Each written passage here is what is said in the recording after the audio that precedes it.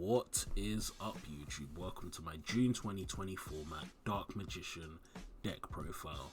I love this profile. This deck is so fun to play with, and this is really focused around turboing through your deck, getting as many cards on field as possible, and just kind of overwhelming your opponent with floodgates and advantage.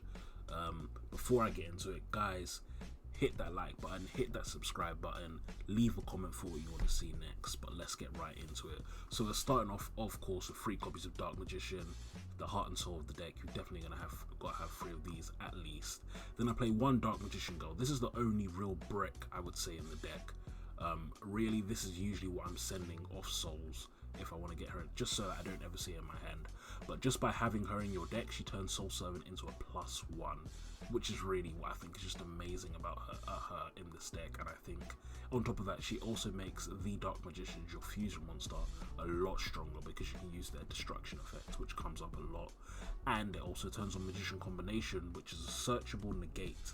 Again, amazing. So I think it is worth playing her just at 1 in this deck. Then you're playing 3 Rod, great card, it's your main normal summon, 1 Spellbook, Magician of Prophecy for draw power, and 3 Magician Souls. So you have a pretty extensive draw power engine in this deck. So the 1 Spellbook of Magician is backed up by 1 Secrets and 2 Knowledge. Now I tend to invert my Spellbook engine for the Dark Magician deck just because it's so easy to get spell cards on field. So instead of playing 1 Spellbook, 2 Knowledge, 1 Spellbook, 2 Secrets, and 1 Knowledge, I play 2 Knowledge instead, because I'm almost always going to have a Magician on the field, a spellcast on the field that I contribute for Knowledge. And then on top of that, you've also got the 3 Souls. Then I've got 2 Allure, 1 Upstart, and 3 Soul Servant. So in this deck alone, I have so many options for draw power that it's impossible for me to break almost. I mean, I've done so many test hands with this deck, and everything will usually get spells on the field. What makes it even better is activating a spell while you have the Dark Magicians also gives you a draw, and this is only once per turn. It's not hard once per turn.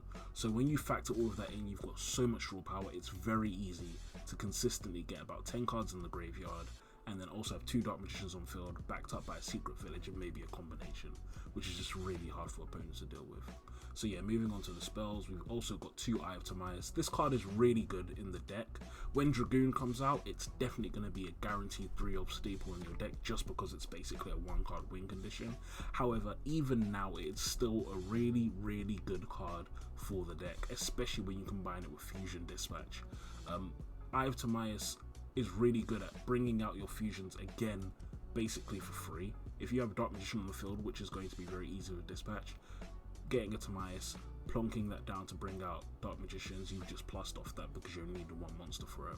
So it's really nice. Fusion Dispatch is great as well. One of the main weaknesses of Dark Magician before was the fact that seeing that copy of Dark Magician was so inconsistent, you would have to run rubbish cards like Summoner's Art and stuff, and that would only put in your hard. But with the release of Fusion Dispatch in Eternity Code, now even on your turn, on your first turn, you can put a Dark Magician on the field very, very consistently between Fusion Dispatch, Souls, and Dark Magician itself. It's so easy to see that card. So it's just a great card for the deck. Always run this at 3. It's awesome. I don't know any variant where I wouldn't run this. You also don't really need to link someone XYZ someone on your first turn as with Dark Magician. You will usually do it on your second turn when you're pushing for game if it gets that far for your opponent. Moving on from that, yeah, so we've got the 2 Knowledge, 1 Upstart, 1 Terraforming, 2 Secret Village. Secret Village is an amazing floodgate for this deck. It's so easy to make live, and once you've got it on the field, funnily enough, most decks just can't push through 1 Secret Village. It's quite hard, and even if they manage to get rid of your Dark Magicians, which is normally the monster you end on, it's still not going to be enough most of the time because that's going to die. Bring out a Dark Magician Girl and a Dark Magician, now they've got 2 more spellcasters to deal with. So Secret Village, Terraforming, a great package to have. Then Soul Servant, this card, my gosh, guys, it's amazing. And what's great is the sheer amount of draw power in this deck combined with Soul Servant's ability to stack your deck is what gives you so much consistency. What I will do most of the time is I'll stack my deck with Soul Servant, then use an Upstart or use an Allure. Or if I have both Dark Magician Girl and Dark Magician, after using Circle, I'll search the 3 cards. If I don't like them, I'll use another card that will force my deck to shuffle. If I do like them, banish Soul Servant, and now I've basically gotten 3 guaranteed good cards off it. Then I play a lot of spells which just fodder. So Dark Magic Inheritance is a great card. More consistency. It basically searches most of the Dark Magician cards in your deck. Again, a really good card. I do think this card is great at 3. However, in some variants, you might want to cut this card out completely, because it is again purely for consistency and speed. It doesn't add much in terms of interacting with the opponent, but it is a really good card. Secrets of Dark Magic. This fusion spell is incredible. Basically, you can fusion or ritual summon any monster as long as you can use Dark Magician as material, and that's part of the reason why I have stuff like Quintet Magician, First of the Dragons in my extra deck, purely because this is so flexible. You can even use the Dark Magician ritual, and that ritual is actually a really strong ritual monster. I'm not playing it in this variant, though I will have a deck profile coming out soon. Make sure you leave a like and a comment, and I'll bring that out as soon as possible for you guys. But yeah, Secrets of Dark Magic, it's an amazing card. You can actually afford to play this at 1. I like it at 2, just in case the first gets negated or I don't see it to my eyes. I like having a lot of ways to get to my fusion monsters, but it's a really good card in the deck. Then Dark Magical Circle, it's a great card. The problem with this before is you'll activate it, see 3 cards, and then maybe one of them isn't a Dark Magician, or you can't do anything. You see 3 good cards, maybe I'll see a Secret Village, then I'll see a Eye of Timaeus, and I'll see, which should be searchable, but isn't, and I'll see and I'll see Upstart. And then it's like, I like all those cards, but I can't do anything. So with this build, it's really about abusing that. Once you see those 3 cards, you want to always use that Dark Magical Circle, and then you want to draw with one of your draw cards, so you can get those good cards you've seen. Then 2 Secret Village, one of our win cons in the deck. Seeing Secret Village is game against so many decks, especially when backed up by other things. Really good card. 1 Navigation, this card isn't amazing, I'll be honest. The main reason why you play it is actually for its graveyard effect, so this is one of my main targets for Magician Souls. I'll put it in the graveyard.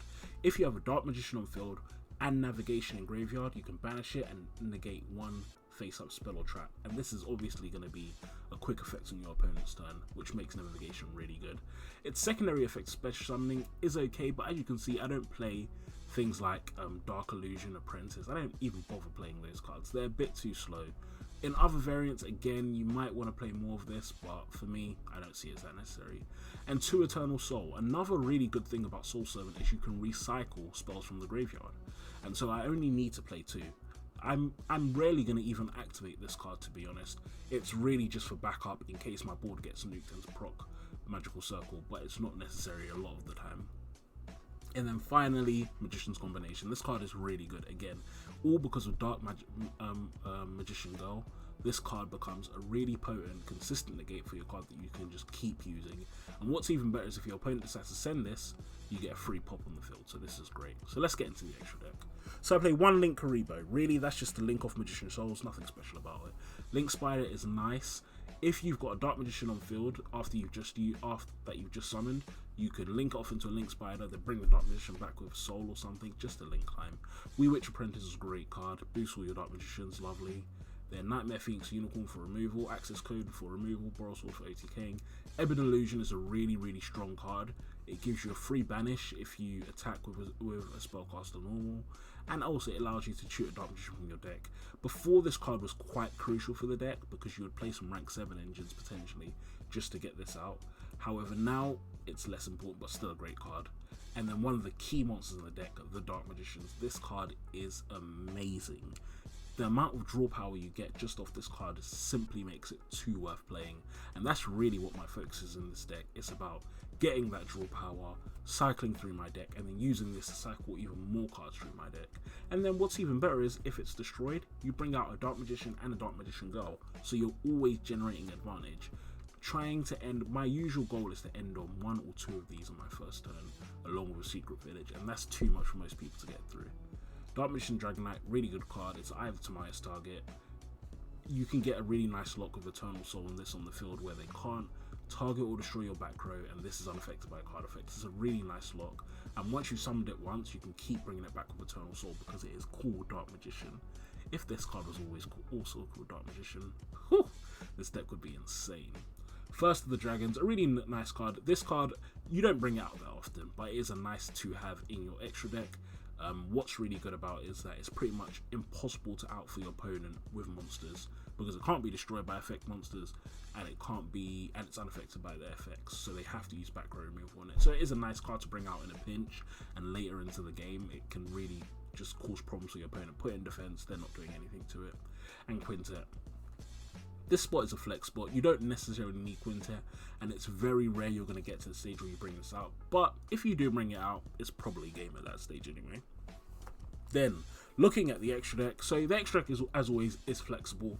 I've geared my deck for going first, so my extra deck is really just a bunch of different going second options, but you can do what you want. Nibiru is great for this deck. Just clear your opponent's board and then you can banish the token that they get. Ash Blossom as usual, classic staple. Lightning Storm is nice and back row removal, and you do set a lot of cards in this deck, so Lightning Storm is easy to make active. Imperm is really strong when you keep with the Dark Magician, simply because you can draw it with it and then you can activate it that same turn. Amazing. And then evenly matched. So that is the deck, and let's move on to some test hands.